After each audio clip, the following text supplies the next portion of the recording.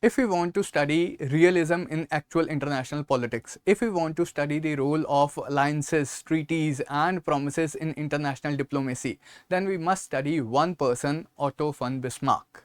Now, Bismarck was no idealist.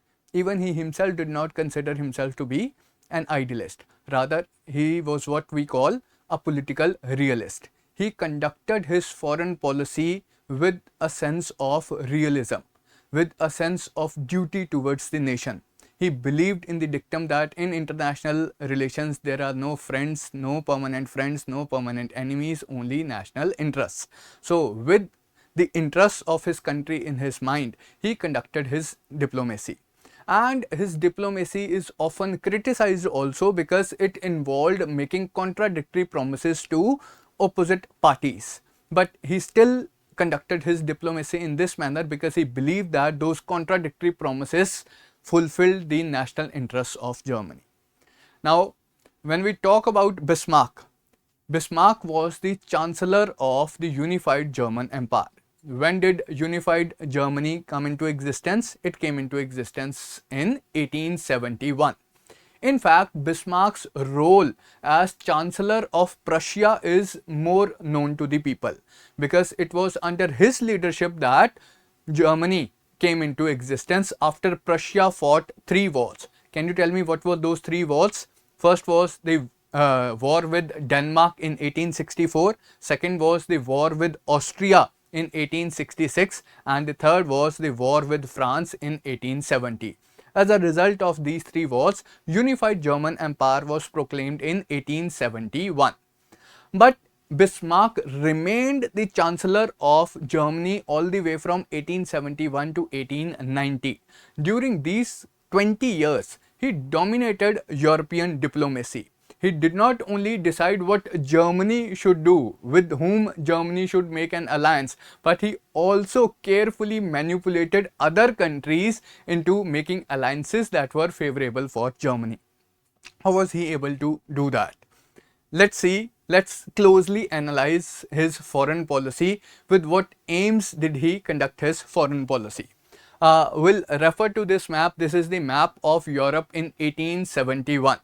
Now, map of Europe in history, it has frequently been changing. There was a different map of Europe at the starting of the French Revolution in 1879. There was a different map of Europe after Napoleon was defeated in 1814-15. There was a different map of Europe after the revolutions in 1848-49. There was a different map of Europe in 1871. There was a different map of Europe after the First World War. So, map of Europe keeps on changing. This is the map of Europe in 1871, where we can see the UK over here. I'm just naming the bigger parts which were relevant in European diplomacy between 1871 to 1914. So, we have the United Kingdom or Britain over here, France, the unified German Empire that was proclaimed in 1871 itself. Then here we have the Kingdom of Italy, unified Kingdom of Italy, which was proclaimed in 1861. The Austro-Hungarian Empire. Earlier it was just the Austrian Empire, then Austrian Empire had converted itself to the Austro-Hungarian Empire in 1867. And here we have the Russian Empire, and here we have the Ottoman Empire. Now, Ottoman Empire ruled over a European area known as the Balkan Peninsula. This entire portion was part of the Ottoman Empire. This is the Asian part of the Ottoman Empire. This is the European part of the Ottoman Empire, and this portion geographically is known as the Balkan Peninsula. Now, the proclamation of unified German Empire in 1871 had disturbed the balance of power situation in Europe. Earlier, prior to 1871, France was the center of political gravity of Europe.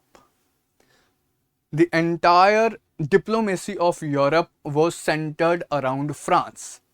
But in the Battle of Sedan, when France was defeated by Prussia in the Franco-Prussian War of 1870, a historian famously said that Europe lost a mistress, gained a master.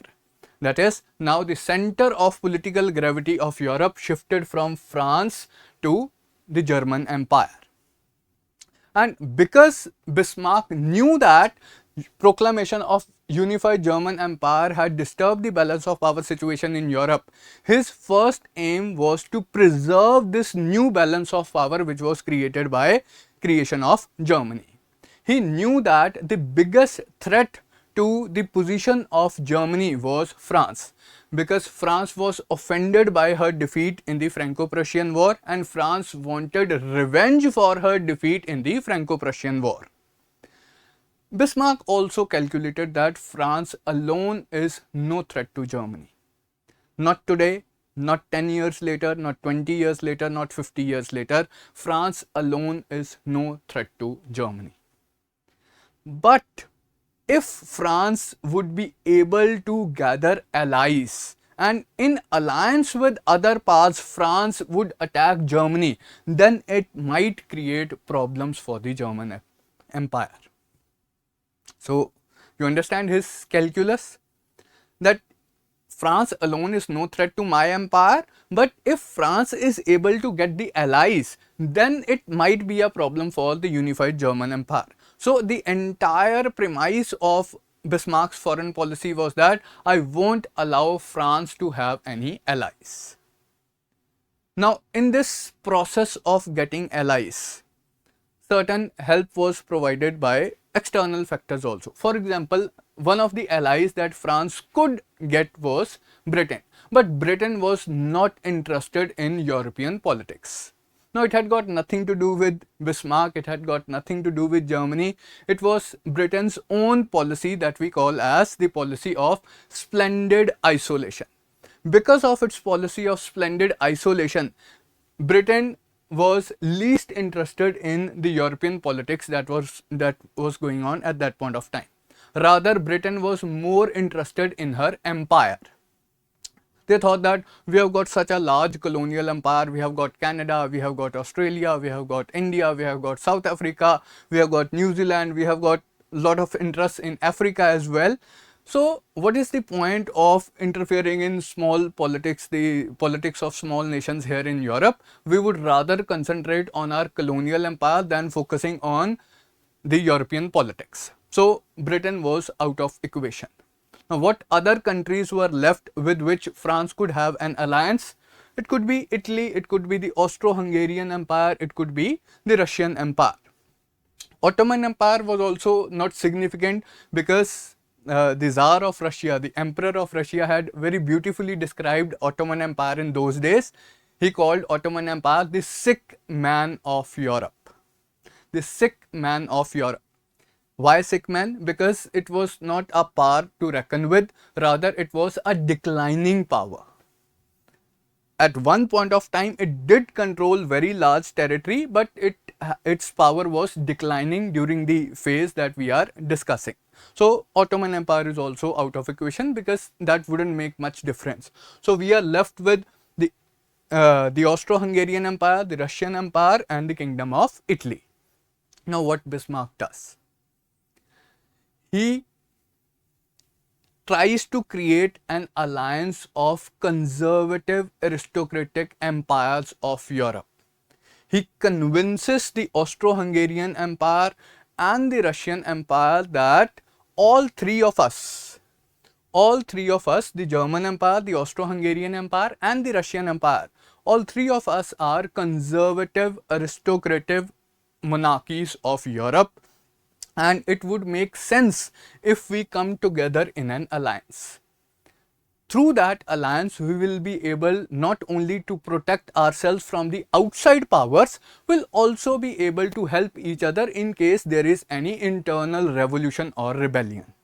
And the three emperors agreed. The resulting alliance was known as the Three Emperors League. German Empire, Austro-Hungarian Empire and the Russian Empire. The resulting alliance was known as the Three Emperors League, 1872 to 1878. But it lasted for a very short time, just 6 years from 1872 to 1878. What happened in 1878? Why this league could not survive? Now here we need to understand the differences between Russian Empire and Austro-Hungarian Empire, particularly over the Ottoman Empire. Now, even though Ottoman Empire was not a power to reckon with, but still it controlled a lot of territories in Europe. This entire Balkan Peninsula in 1871, it was controlled by Ottoman Empire. But the revolutionary movements were going on in this region for independence from Ottoman Empire. Now, as far as these independence movements were concerned, as far as these nationalist movements in Balkan Peninsula are concerned, both Austro-Hungarian Empire and Russian Empire had divergent attitudes towards these nationalist movements. In what way? Now, Russian Empire wanted to support these nationalist movements in Balkan Peninsula in Ottoman Empire so that its influence could expand to Balkan Peninsula. Russian Empire wanted to expand her influence into the Balkan Peninsula because it wanted access to the Mediterranean Sea. For that purpose, if Ottoman Empire is to disintegrate, Russian Empire would favor that outcome. On the other hand, Austro-Hungarian Empire was not at all in favor of the disintegration of the Ottoman Empire. The problem that Austro-Hungarian Empire was facing, that the same nationalities that lived in the Balkan Peninsula under Ottoman Empire, they also lived within the Austro-Hungarian Empire.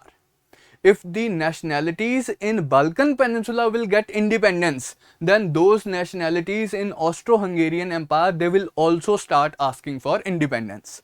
So, Austro-Hungarian Empire did not want those nationalities to get independence. It wanted the Ottoman Empire to maintain its control in the Balkan Peninsula.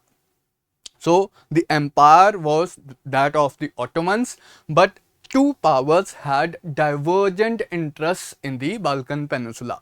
Austro-Hungarian Empire wanted to maintain the Ottoman Empire. On the other hand, Russian Empire wanted the Ottoman Empire to disintegrate, at least in the Balkan Peninsula. Austro-Hungarian Empire wanted to prevent the expansion of Russian influence into the Balkan Peninsula. Russian Empire wanted to expand its influence into the Balkan Peninsula. So, the two powers had divergent interests in the Balkan Peninsula. That is one thing that you must remember if you want to understand the geopolitics of this time. Now, Bismarck also knew that Austro-Hungarian Empire and Russian Empire, they had divergent interests, and there was a possibility that the two powers may come in clash with each other over the Eastern question. This problem was known as the Eastern question. In order to prevent any war, and rather in order to divert the attention of both these empires from this question, he started focusing on the imperial questions, that we are conservative monarchies, we are aristocratic monarchies, you let go of other matters, let's focus on what's going on in our monarchies. So, he convinced the three emperors to bind themselves in the form of an alliance. However, that question was too significant to be ignored. In fact, in 1877, there was a war between Russian Empire and Ottoman Empire over Balkan Peninsula. In that war, Russian Empire defeated Ottoman Empire, and it incorporated some of the territories of Ottoman Empire into its own empire. Now, this thing was not liked by Austria-Hungary. It convinced Bismarck that Russia should not be allowed to gain territories in Balkan Peninsula. An international conference was called in Berlin in 1878, the Congress of Berlin. Now, in this Congress of Berlin, Bismarck decided to support the claim of Austria-Hungary against the claim of Russia. All three were members of an international alliance. All three were members of the Three Emperors League. But Bismarck, when asked to choose sides, he decided to choose the side of Austro-Hungarian Empire against Russian Empire. Russian Empire obviously was offended that how can you take the side of one against the other? At least you can maintain neutrality. We'll sort out our matters ourselves. If you can't maintain neutrality, if we are going to choose one over the other, then what is the point of binding all three of us in a single alliance? Then let this alliance be broken. So Russia withdrew itself from the Three Emperors League in 1878. The result was the dual alliance in 1879. Russia had withdrawn itself. The only two powers were left, that is the German Empire and the Austro-Hungarian Empire. Now these two powers had a dual alliance with each other in 1879. Now in this dual alliance, Italy was also added in 1882 and the dual alliance became triple alliance in 1882. And that was also a very interesting story. Now let's have a look at the map. This is France, this is Germany, this is Italy. What was the primary concern of Bismarck? That France should not get any allies. Italy over here, there was a possibility that France could get allied with Italy. Italy could become an ally of France. Bismarck did not want that situation. So Bismarck secretly encouraged Italy to have its empire in Tunisia in Africa. Now over here, like it's not visible in this image, across the Mediterranean Sea in Africa, there is this country of Tunisia.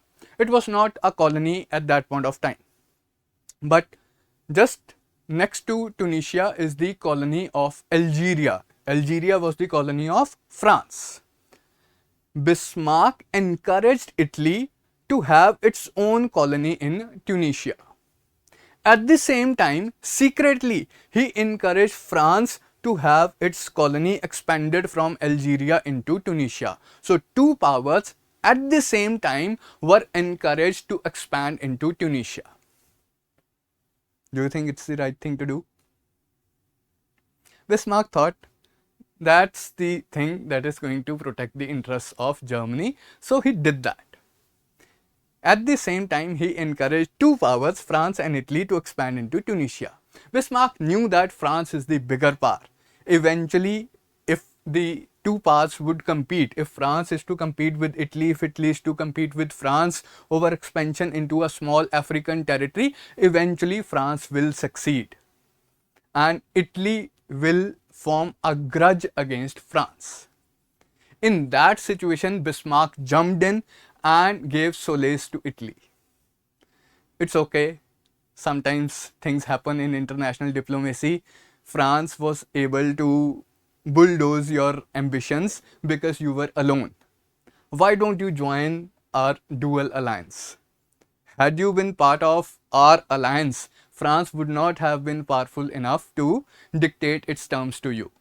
So in this way, Italy was encouraged to join the dual alliance, and the dual alliance became triple alliance in 1882. Another interesting thing happened, that there was a revival of Three Emperors League in 1881. Why so? We had discussed in detail that the Three Emperors League had broken down in 1878. Then how come this league was revived in 1881? So something dramatic happened in Russia. The older Russian emperor, Tsar Alexander II, who had done the Three Emperors League earlier and who had withdrawn himself from the Three Emperors League earlier in 1878.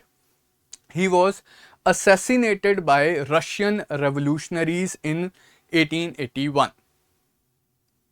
He was assassinated by Russian nihilists, anarchists in 1881. And the new emperor, Tsar Alexander III, he wanted some international anchor so that he could get support in case any internal crisis arises in Russia. So he approached Bismarck that is there any possibility that we can revive that Three Emperors League as we had done earlier. So Bismarck was more than happy to receive this proposal, and immediately in 1881 there was revival of Three Emperors League, but this again continued only till 1887. Why? Because the original question still remained the same. What to do with Ottoman Empire? What to do with the Balkan territories of Ottoman Empire? While Austro-Hungarian Empire wanted Ottoman Empire to maintain its hold over Balkan Peninsula, Russian Empire wanted to expand her influence into the Balkan Peninsula. And in 1885, another crisis erupted in this region, the Bulgarian crisis. Now again, there was a international situation in which Russian Empire and Austro-Hungarian Empire, they were on the opposite sides. Again, Bismarck was put in a tough spot where he could not support both. He had to exercise a choice. He could either support Austro-Hungarian Empire or he could support the Russian Empire. Again, he chose to support the Austro-Hungarian Empire. Again, Russian Empire was offended. Now, Tsar Alexander III also came at the same conclusion that Tsar Alexander II had come to, that there is no point joining an alliance where Bismarck is always going to support the claims of Austro-Hungarian Empire and Russian Empire is always going to be a third wheel. So, he withdrew from the Three Emperors League again. So, the revival of Three Emperors League had the same fate as the original Three Emperors League. Both, at both times, the league broke down on account of the Eastern question. The divergent opinions of Austro-Hungarian Empire and the Russian Empire over the Balkan territories of the Ottoman Empire, and the decision of German Empire to support Austro-Hungarian claims both the times. But what happened next was simply remarkable. You won't believe. After the two experiences with Germany, Russian Empire was again approached by Bismarck. Why is Bismarck doing that over and over again?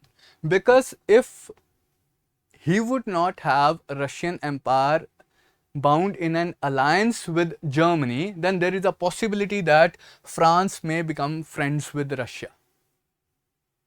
That was the most dreadful situation according to Bismarck, because in that situation, German Empire would be surrounded by enemies on both the fronts.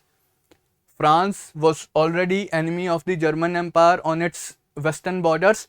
Then if France would be friends with Germany, then Germany would have an enemy on the eastern frontier as well. He did not want that situation. He did not want that two-front war scenario. So he was more than eager to have Russia included in an alliance with Germany. So what happened in 1887? Bismarck proposed to the Russian Tsar Alexander III that okay, things did not go well the last time, things did not go well with your father, but now I am here proposing a new treaty.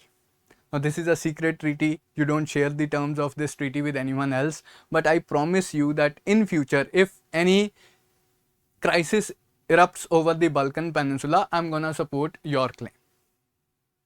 Already under dual alliance, already under the terms of dual alliance, he has made this promise to Austro-Hungarian Empire that in case any crisis erupts over the Eastern question, in case you are attacked by Russia over Eastern question, I will militarily support the claims of the Austro-Hungarian Empire. Now here in the Reinsurance Treaty, he is making a contradictory promise to Russia. In case any military crisis happens over the Eastern question, in case Austria-Hungary attacks Russia, I am making a promise that I will support the claims of Russia. I will militarily support Russia against Austro-Hungarian Empire. Now you tell me, is it possible to satisfy both the claims simultaneously? Of course not. Bismarck knew that. And Russia was super suspicious. Tsar Alexander III was super suspicious of Bismarck's claims. And Bismarck could sense the discomfort in Tsar Alexander III. So he said that let's not have a permanent treaty. Let's just do a trial. Let's have this treaty only for 3 years. If you would find our support to be promising, then we can continue this alliance, we can renew this alliance later. But if you think that, like if you would think that our support is not forthcoming, then you can terminate that alliance. Let's have a trial for 3 years. So this reinsurance treaty was done only for 3 years and it could be renewed after that. So that was the high point of Bismarck's realistic politics, Bismarck's realpolitics. Now, before that could happen, before a reinsurance treaty could be renewed, there was a change in German politics. German Emperor Kaiser William I had died and he was replaced by Kaiser William II. Now, Kaiser William II was a young emperor. He did not like the style of German politics. German international diplomacy was dominated by Bismarck. He asked Bismarck what kind of politics we are doing. Like, why are we not straightforward in our foreign policy? Why can't we make an open declaration that we'll be friends with one and let the other power do whatever it wants to do? Bismarck tries to explain. No, Your Majesty, if we'll do that, it will harm Germany's interests. Other powers may form an alliance against Germany and then Germany would be in a very difficult situation. So that is the only reason I am conducting this underhand politics, is this underhand diplomacy. That is why I am making these contradictory promises. But Kaiser William II, being Kaiser William II, the young emperor, he did not like this style of politics and he forced Bismarck to resign in 1890. So Bismarck had a very unceremonious exit from the German politics.